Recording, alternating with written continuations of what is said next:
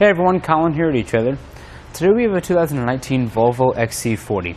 We're going to do a test fit of the Swagman Current Two Bike Rack. This is a platform style rack that's going to allow you to load up to 2 bikes and get them to and from your destination. What's really cool about this bike rack is that while it will hold your standard road, mountain bikes, anything like that, it's also going to be approved to hold e-bikes and fat tire bikes up to 60 pounds. Or even if you have a electric fat tire bike, you do just want to make sure you abide by that weight limit of 60 pounds per bike. You can see with our cradles down here, it'll accept tire widths of up to 5 inches wide, which is where we get our fat tire bike approved from. And we have our e-bike loaded as well. Now, a little piece of advice, if you're going to load up your e-bike, I would highly advise removing the battery pack if possible. That's not only going to take weight off and get it under that weight limit if you're maybe just over at 62 pounds or something like that, but it's also going to be a lot safer. You can just stow it in your vehicle. Now, just like a lot of platform racks, this will tilt away from the vehicle so you can gain access to the trunk. What we're going to do is come into this green latch on the inside and pull up on it and then let it tilt away. From here we got enough space to open up our trunk. You can see there's plenty of clearance between our hatch and the bike. We can come in here and grab whatever cargo or groceries, luggage, whatever we need. When tilting it back up, you do want to make sure you grab a hold of the bike rack itself and not any of the bikes loaded. We're just going to push up until it locks back into place. Each bike is going to have 3 different points where it's secured. We have a strap on each wheel. The front one down here, you can see it comes across. We have a nice rubber spacer right here that's not only going to protect your wheel from any type of scratches or abrasions, but for those smaller road bike tires, it's going to provide that extra security to make sure that it stays in the cradle. Now we have the same strap on the back side right here, operates the exact same way. The third point is going to be with a rubber coated frame hook, which is putting downward force on top of our bike, kind of forcing it down onto the wheel trays.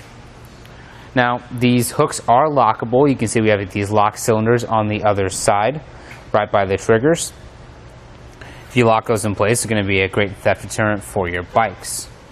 Now, we're going to go ahead and unload our bike. I'd highly advise starting with your straps, because even though they are securing your wheels, the bulk of the balance is being held in by that frame hook. Just push in the tab and raise it up and out.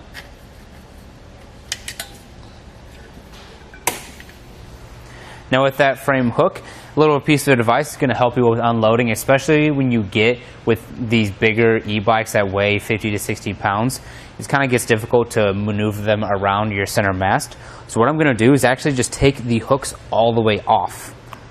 So push in that button, bring it all the way up, just like that. We'll just hang it on our bike rack. We'll do the same for this one right here. We'll lift up on it, hang it on our bike rack.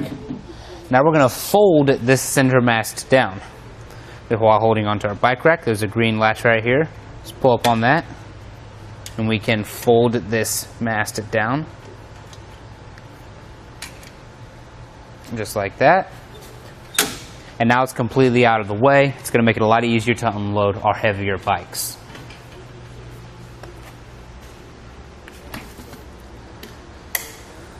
When you're done, be sure to replace your hooks, or you could even just stow them in your vehicle if you wish. It's a little bit easier just to tilt it back up for this.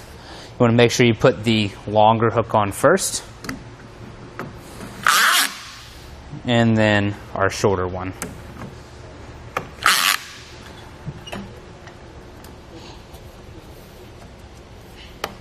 Sometimes it might get in the way of those cradles, so just do some adjusting, and there we go. I'm also just going to go ahead and replace my straps. These are pretty long. You can see it was getting close to the ground, just to make sure that it doesn't kind of flail in the wind. Now, with any hitch-mounted accessory, you are going to have added length to your vehicle. In the case of our Volvo, we'll measure from the bumper to the outermost point of our rack. It's going to be about 25.5 inches added on to the back. If we look at our ground clearance, we'll go at the back of our bike rack. It's about 18 3/4 of an inch. That's plenty of space to avoid any bottoming out when you're going over speed bumps or slight inclines.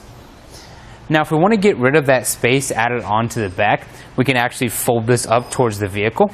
The same latch we used to tilt it away, we're going to use to fold it up. Just going to pull up on it, then fold it up until it locks into place. Now that we've conserved on that space, let's see how much we've added onto the back. We're down to about 15 inches. So that's a pretty big difference. You want to keep this in mind for any close quarter situations, like if you want to park in your garage. Now if we come down and see how it attaches to our hitch, we'll see we have a 2-inch by 2-inch hitch receiver on our Volvo. We have a sleeve on the end of it. We can actually remove this and make the shank compatible with 1.25-inch hitches. That'll be useful for if you have multiple vehicles in your household with different size hitches. We have an anti-rattle hitch pin right here. When tightened down, that takes with a shake and play from our bike rack while we're traveling.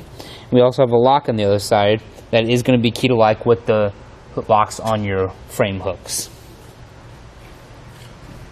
Well, thank you all for watching. That's going to do it for our test fit of the Swagman Current 2 Bike Rack on our 2019 Volvo XC40.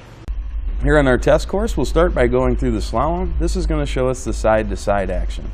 This simulates turning corners or evasively maneuvering. Once we get to the alternating speed bumps, we'll see the twisting action. This will simulate hitting a curb or pothole or driving over uneven pavement. Once we get to the full speed bumps, we'll see the up and down action. This will be just like driving in and out of a parking lot, parking garage, or driveway.